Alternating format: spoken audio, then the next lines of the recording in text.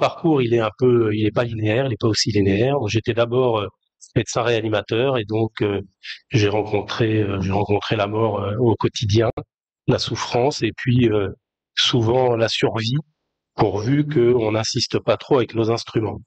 Après, je suis parti comme officier supérieur de sapeurs-pompiers et donc dans des expériences d'opération sur du collectif en général, sur le territoire français et en outre-mer ou en opération extérieure.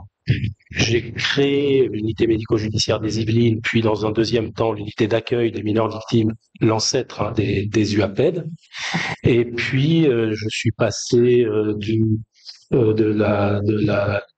des sapeurs-pompiers à la gendarmerie où je suis officier supérieur de réserve avec de là aussi des missions à la rencontre des personnes lorsqu'elles sont auteurs ou victimes de situations particulières. Alors bien entendu, je suis tout à fait honoré d'être présent et d'accompagner un peu la mémoire de Françoise que j'ai connue, avec qui j'ai échangé. Moi, j'ai toujours été étonné de ce côté combatif. Et je me suis dit en écoutant cette journée que je devais pas travailler en France parce que vraiment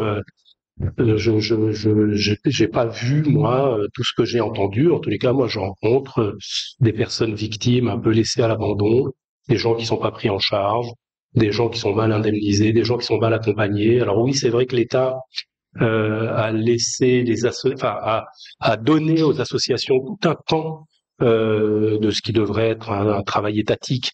Les associations, heureusement, s'en chargent, mais comme elles sont déshabillées régulièrement au niveau financier, elles ont souvent du mal à s'en charger. En tous les cas, voilà, moi, que ce soit les victimes d'attentats, les victimes du quotidien, les victimes de catastrophes naturelles, etc.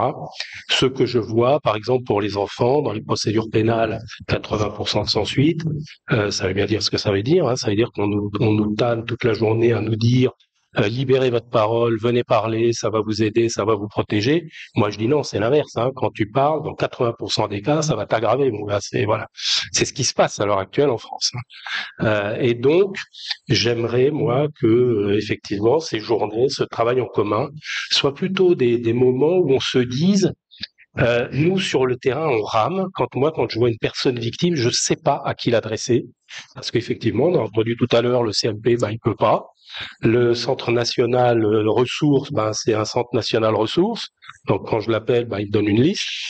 Et la liste, quand je les appelle, c'est soit 120 €, soit ils peuvent pas. Enfin bon, alors on fait quoi? Et les enfants, c'est pareil. Et on est comme ça, on tourne en rond. Et donc, je pense que tous ensemble, quand on se réunit comme ça, dans des journées, et surtout quand on porte la mémoire de cette femme qui a su créer et qui a su mobiliser les choses pour que ça existe, de se dire comment tous ensemble, avec l'énergie qu'on a, parce que j'ai remarqué qu'il y avait quand même de l'énergie autour de ces tables, faire que ça aille mieux pour les personnes qu'on accompagne. Parce que pour le moment, moi, sur le terrain, je trouve que tout ce qui est mis en place là-haut, je le vois pas. Et ça fait, comme je l'ai dit tout à l'heure, ça fait 40 ans de babillage. Et c'est un accouchement qui est long quand même. Mais que ce soit dans l'évaluation, que ce soit dans la prise en charge, que ce soit dans le soin, que ce soit dans l'accompagnement. Si vous arrivez à l'hôpital avec une fracture de jambe, on vous dit pas, mon gars, t'as une fracture de jambe, démerde-toi, quoi. Voilà une liste. Vous arrivez à l'hôpital parce que vous êtes victime, on vous dit, mon gars, t'es victime. Ça, c'est pas nous, faut aller à l'UMJ. Soit faut aller porter plainte, soit, bon, voilà. Et puis après, tu te démerdes. Non, je pense qu'ensemble, il faut qu'on réfléchisse à une protocolisation. Qu'est-ce que on doit faire, chacun, quel que soit le lieu où on rentre, pour que les victimes soient prises en charge dès le début. Parce que si on loupe le début, c'est que c'est comme en voile. Vous prenez un cap, 1 degré de différence, vous faites comme Christophe Colomb, au lieu d'aller en Chine, vous arrivez aux États-Unis. Une victime, c'est pas bon quand on fait ça avec elle. Donc c'était un peu ce que j'avais envie de vous dire aujourd'hui, d'arrêter ces satisfaits de chacun, quoi, et plutôt de se dire, on rencontre tous des gens, on a tous loupé quelque chose, comment on peut faire tous ensemble pour mieux réussir? Merci Jean-Marc.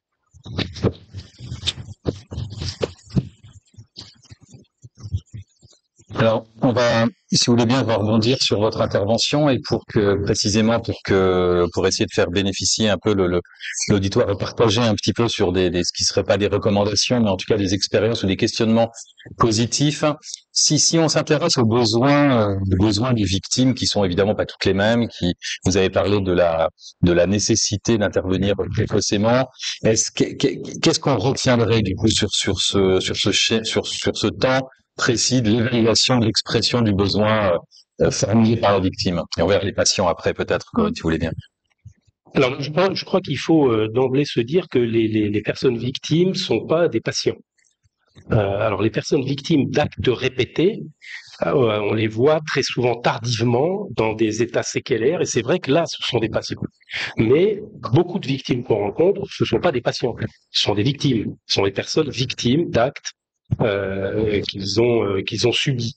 Et donc toute notre démarche de professionnels, d'associations, de voilà, mais tout le monde dans le rôle du professionnel, toute cette démarche-là, du juridique, du sanitaire, du psychologique, de l'éducatif, de l'accompagnement à l'école, de l'accompagnement au retour au travail, parce que moi j'ai vu des tas de victimes qui pouvaient aller mieux psychologiquement, mais elles n'étaient pas accompagnées au retour au travail. Du coup, elles replongeaient psychologiquement. Enfin, on s'en sort jamais, quoi. Et donc d'avoir comme ça un panier dans lequel, après une première évaluation qui peut être commune, c'est-à-dire que chacun va évaluer le besoin de cette victime, un panier dans lequel on va pouvoir piocher pour l'aider à ce moment-là dans les besoins qu'elle a, et de se dire que cette évaluation peut évoluer, une évaluation à un moment donné peut changer à un autre moment en espérant que les choses évoluent, et du coup repiocher dans le panier, enfin bon, etc.